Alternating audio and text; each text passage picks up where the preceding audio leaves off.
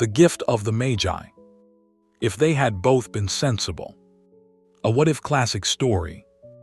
Chapter 1, $1.87. $1.87. That was all, and 60 cents of it was in pennies. Pennies saved 1 and 2 at a time by bulldozing the grocer and the vegetable man and the butcher until one's cheeks burned with the silent imputation of parsimony that such close dealing implied. 3 times Della counted it, $1.87, and the next day would be Christmas. There was clearly nothing left to do but flop down on the shabby little couch and howl. So Della did it, which instigates the moral reflection that life is made up of sobs, sniffles, and smiles, with sniffles predominating. But this is not the story of the Della who howled. This is the story of the Della who did the arithmetic and stopped. For Della Young was, beneath the soft and impulsive surface that her husband loved, a sensible woman, or at least a woman who had been taught, by a hard year in 2 furnished rooms at $8 a week, the value of being sensible. She lay on the couch a while, and she cried a little, the way a person cries who has been counting pennies for 3 months and has come up short anyway. And then she sat up and she wiped her eyes, and she did the thing that the other Della, the famous one, the one the world remembers, did not do. She thought it through. There was, of course, the hair. Della had a great quantity of hair. It reached below her knees and made itself almost a garment for her, and it was her one extravagant possession, the one thing she owned that was finer than the wives of the rich. She knew, sitting on the couch with the dollar and the pennies on the cushion beside her, exactly how much it was worth, because she had thought of it before on other lean days and had put the thought away. Madame Sofronie, who bought hair, would give her $20 for it. $20. Enough and more than enough, for the platinum fob chain she had seen in the shop window, the chain that would replace the worn leather strap on which Jim carried the gold watch that had been his father's and his grandfather's, the watch he sometimes drew out and glanced at on the sly, ashamed of the strap, so that he might know the time as a man should who owned such a watch. $20 for the chain by selling her hair. The famous Della did exactly that. She ran out into the cold and sold her hair and bought the chain, and the story turned, as everyone knows, on what came of it. This Della sat with the $1.87 and the thought of the $20, and she was a long time deciding because she loved her hair, and she loved Jim more, and the whole question seemed to her, in that gathering dusk, to be a question of how much love was worth and what form it should take. And then a colder, clearer thought came to her, the kind of thought that comes to people who have learned to be careful with money, and it was this: that if she sold her hair, she would have a beautiful chain to give Jim, and no hair, and her hair would take years to grow back, years in which she would be, every morning in the little mirror, a little less than she had been, and Jim would have a chain that he could perfectly well do without, since the old strap, after all, kept the watch in his pocket just as faithfully as platinum would. And she thought, that is not sensible. That is a grand gesture, and a grand gesture is a thing you make once and pay for slowly, and we are too poor for grand gestures. We are poor in the way that requires us to be wise. So Della did not go to Madame Sofronie. She kept her hair. And she took the $1.87, and she went out into the cold and the lights of the shops, and she bought Jim a sensible present, a good warm pair of woolen gloves, for his hands were always cold on the long way to the office, and $1.87 would not stretch to the gloves she wanted, the lined ones, but it stretched to a decent plain pair that would keep his hands warm all winter, which was more, she told herself, than a watch chain would ever do. She came home and she wrapped them, and she was pleased with herself, and she made the supper, and she waited for Jim with all her hair and a practical gift and a clear conscience. She did not know that she had just performed the central act of her marriage, and that it would be the one she could never afterward find the shape of, because it had no shape. It was the absence of a shape. It was the thing she had not done. Chapter 2: The Watch. Jim Young was, that same afternoon, doing a piece of arithmetic of his own. He was 22 and he had been married a year, and he was paid, that winter, $20 a week, which had lately been 30, and the difference between 30 and 20 was the difference between a young couple who are managing and a young couple who are not, and Jim felt the difference every day in his stomach like a stone. He wanted to give Della a fine Christmas. He had wanted it for weeks. And he had, like Della, one possession of real value, the gold watch that had come down to him from his father and his father's father, and he had, like Della, thought of selling it. For Della had her combs. In a Broadway window Jim had seen them, weeks before, a set of combs, pure tortoise shell with jeweled rims, the very shade to wear in the beautiful vanished hair that Della loved and could never afford to adorn. Combs she had worshipped, he knew, for a long time hopelessly, the way you worship a thing in a window. They were expensive. They cost almost exactly what the watch would bring if he sold it. The famous Jim sold the watch. He sold the gold watch of his father's to buy the combs for the hair, on the same afternoon that the famous Della sold the hair to buy the chain for the watch, and they came home to each other with their gifts made senseless. She with no hair for the combs and he with no watch for the chain, and they looked at what they had done, and the story called them the wisest of all who give gifts, the Magi, because they had each given the one treasure they possessed for the sake of the other. And it did not matter in the least that the gifts were now useless, because the gifts had never been the point.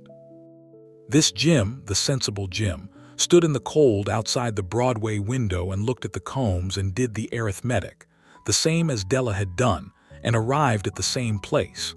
He thought, if I sell the watch, Della will have combs she has always wanted, and I will have no watch, the watch that has been in my family for 3 generations, the watch my father gave me. And she will be able to wear the combs perhaps twice a year, on the days we go somewhere fine, which is to say almost never, for we go almost nowhere. And I will have given away the one thing I own that cannot be replaced, for a thing she will keep in a drawer. That is not sensible. We are too poor to be that foolish. We must be wise with what little we have.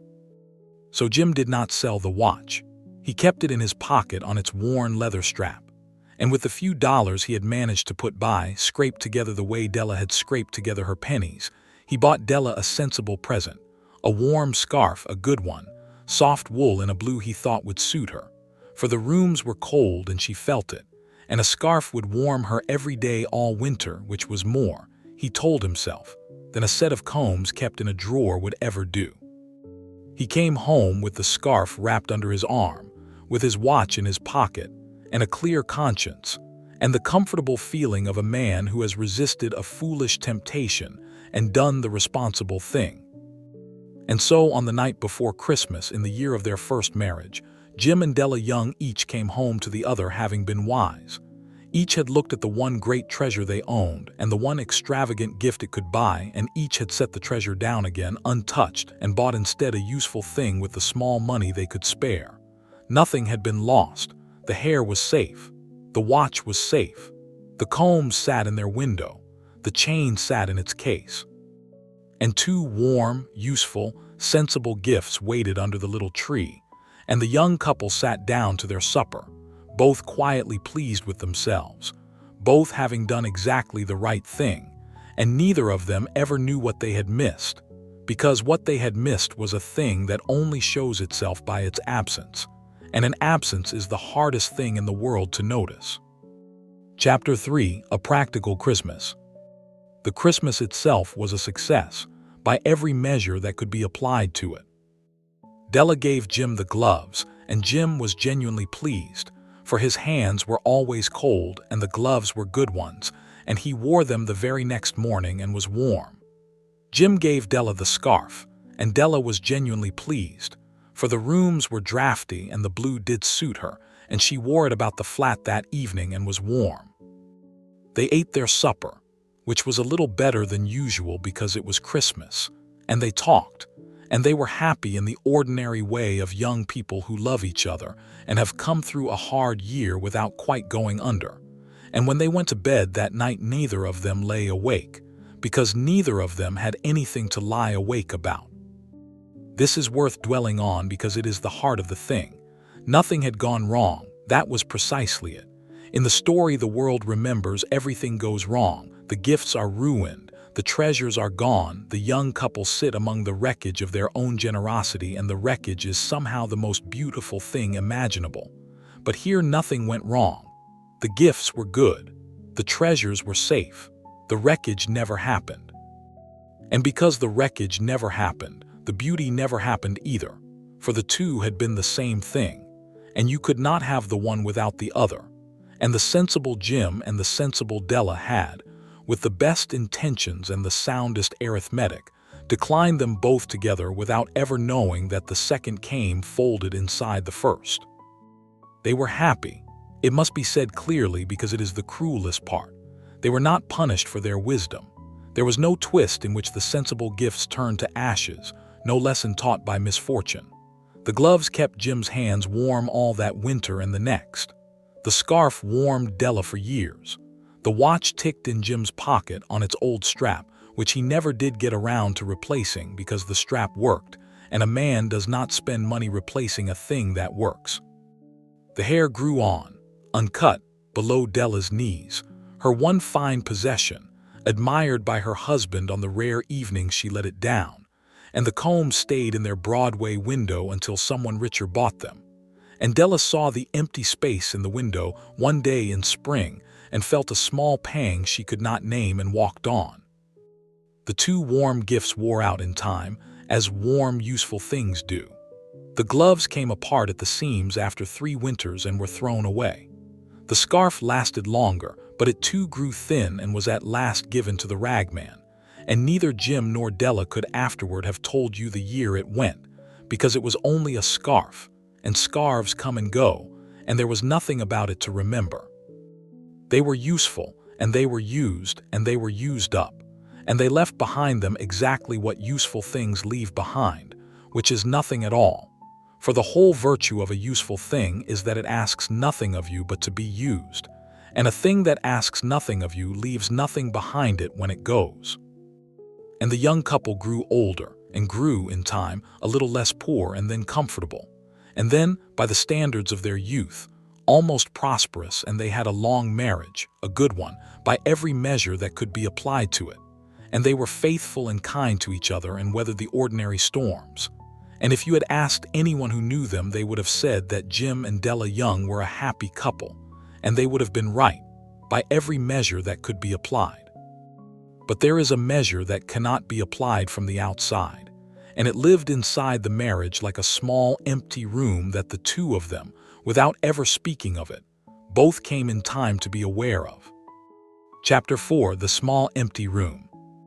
It began, if it can be said to have begun anywhere, with a story Della heard at a dinner, years into the marriage, when they were comfortable and middle-aged, and the hard year in the 2 furnished rooms had become a thing they spoke of fondly, the way people speak of hardships safely past. A woman at the dinner told a story about her own first Christmas, married and poor, how her husband had sold his bicycle, which he loved and rode everywhere, to buy her a locket she had wanted, and how she had spent her last money on a fine lamp for the bicycle, and how they had laughed and laughed at the two of them. The lamp with no bicycle and the locket with no chain to hang it. Oh, but she said, her eyes bright across the table, I have that locket still. I will have it till I die.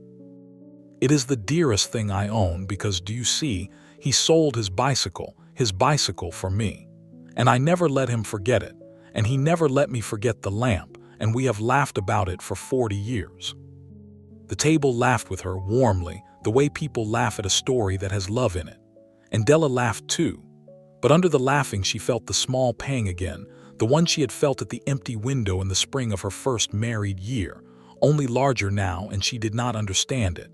And on the way home in the cab she was quiet, and Jim asked her what was the matter, and she said nothing was the matter, which was true in a sense. Nothing was the matter. That was rather the trouble. Nothing had ever been the matter. For she had realized, listening to the woman with the locket, that she and Jim had no such story. They had no Christmas they laughed about for 40 years. They had no ruined gift, no grand foolish gesture, No afternoon on which one of them had sold the dearest thing they owned for the sake of the other and been left holding something useless and perfect. They had gloves and a scarf, both long since worn out and thrown away. They had a sensible first Christmas, the wisest first Christmas of any couple they knew, and there was nothing in it to tell at a dinner, nothing to laugh about for 40 years, nothing to take out and hold up to the light and say, "Do you see, this is how much we loved each other when we had nothing."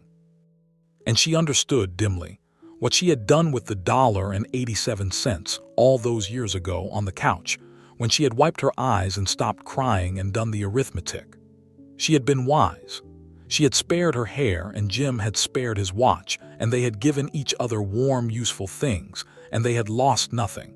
And in losing nothing they had failed, entirely and forever, to prove anything. Love, she saw now, is not proved by the useful gift, the warm scarf, the warm gloves. Those are proved by the cold, and they prove only the cold. Love is proved by the foolish gift, the wasteful one, the one that costs the giver something they cannot spare and gives the receiver something they cannot use, because the uselessness is the whole point. The uselessness says, "I did not do this because it was sensible. I did this because there is no sense in what I feel for you, and I wanted you to hold in your two hands a thing as senseless as my love." She had been too wise to give Jim a thing as senseless as her love, and so Jim had never held it. He had held a good warm pair of gloves, and he had been grateful, and he had worn them out, and he had thrown them away, and that was the whole history of the most extravagant thing Della had ever almost done. Chapter 5. What Jim Knew. Jim came by his own road to the same small, empty room, though he came to it later and more quietly, and never told Della he had found it. For Jim it was the watch. He carried it all his life, the gold watch of his father's, on the old leather strap that he never did replace, because the strap worked, and a man does not replace a thing that works. He carried it through the poor years and the comfortable years, and he drew it out and looked at it many thousands of times, and it kept good time, and it was, he supposed, the most valuable thing he owned and the dearest. And when he was an old man he meant to give it to a son or, as it turned out, having no son, to a nephew, the way it had come down to him. And once, an old man now, sitting with the watch in his hand on a winter afternoon, he found himself thinking, for no reason he could trace, of the combs in the Broadway window, the tortoiseshell combs with the jeweled rims that he had not bought 50 years before, because it would not have been sensible to sell the watch for them. He had been right, of course. It would not have been sensible. The watch was worth 10 of the combs, and the combs would have sat in a drawer, and Della's hair was lovely with or without them, and he had made the wise choice, the only possible choice for a poor young man with sense. And yet, holding the watch, the sensible watch, the watch he had been so right to keep, Jim felt the strangest thing. He felt that the watch was somehow the proof of a failure. He had kept it. He had kept it for 50 years faithfully, and it had cost him nothing to keep, and that was exactly what was wrong with it, that it had cost him nothing. The watch, sitting warm in his old hand, was the physical record of the afternoon when he had loved Della enough to think of selling it, and had not. It was the monument to a sacrifice he had been wise enough not to make. Every year he had kept it was another year he had not given it away for her sake, and now he was old, and the watch was still his, perfect and unsacrificed, and he understood that he could have given Della once 50 years ago, a thing she would have told at every dinner for the rest of her life. The way the woman told about the bicycle, "Do you see? He sold the watch, his father's watch, for me, and instead he had given her a watch kept, and the keeping of it had been so sensible." And the sense of it sat in his hand, now like a small cold weight that no warmth would ever leave. He never told her. By then they were old and it would have hurt her, and to what purpose? The combs were gone, the hair was gray, the moment was 50 years dead and could not be brought back. He put the watch away in its drawer, and he went and found Della, who was knitting by the fire with her gray hair pinned up, and he sat down beside her, and he took her hand, and she looked up surprised, for he was not a demonstrative man, and he said nothing, because there was nothing to say that would not require him to explain the small empty room, and he did not want her to know that he had found it in case she had not. And so they sat by the fire holding hands, two old people who had been wise, and had been happy by every measure that could be applied, and had between them one small empty room that each had entered alone, and neither would ever mention to the other, for the whole of the rest of their lives. Chapter 6. The Magi. The Magi, as you know, were wise men, wonderfully wise men who brought gifts to the babe in the manger. They invented the art of giving Christmas presents.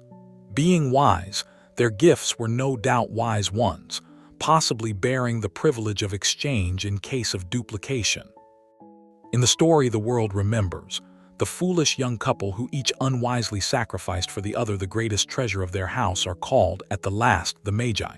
And the storyteller says that of all who give gifts, these two are the wisest, that they are the Magi, and the seeming paradox is the whole of the meaning, that the truly wise gift is the foolish one, the wasteful one, the one that loses everything and gains, in the losing, the only thing that lasts. But the youngs in this telling were wise in the other way, the ordinary way, the way the actual Magi were wise, with their sensible gifts that bore the privilege of exchange in case of duplication. They duplicated nothing. They wasted nothing. They were prudent stewards of their small estate, and they gave each other gifts that were useful and warm and entirely sensible. And they kept their treasures safe, and they were happy, and they grew old, and they died within a year of each other, as long-married people often do, and they were mourned, and they were, by every measure that can be applied from the outside, a success. And here is the last of it, the part that is hardest to say and that neither of them ever quite said to themselves, though both in their separate ways came near it. They were not punished. There was no judgment. The universe did not strike them down for their prudence, did not turn their warm gifts to ashes, did not teach them, through misfortune, the lesson of the sacrifice they failed to make. Nothing came to teach them anything. They were simply, quietly, for the whole length of a good and happy marriage, a little poorer than they knew, in the one currency that does not bear the privilege of exchange. For they had each had once, on a single cold afternoon before their first Christmas, the chance to do the one extravagant, foolish, wasteful, magnificent thing that would have said, without words and beyond all argument, "Here is my treasure, I have thrown it away for you. Hold the uselessness of it in your hands and know what you are to me." And they had each, with the best of intentions, with sound arithmetic and clear consciences, set the treasure down again and chosen the warm, the sensible, the wise.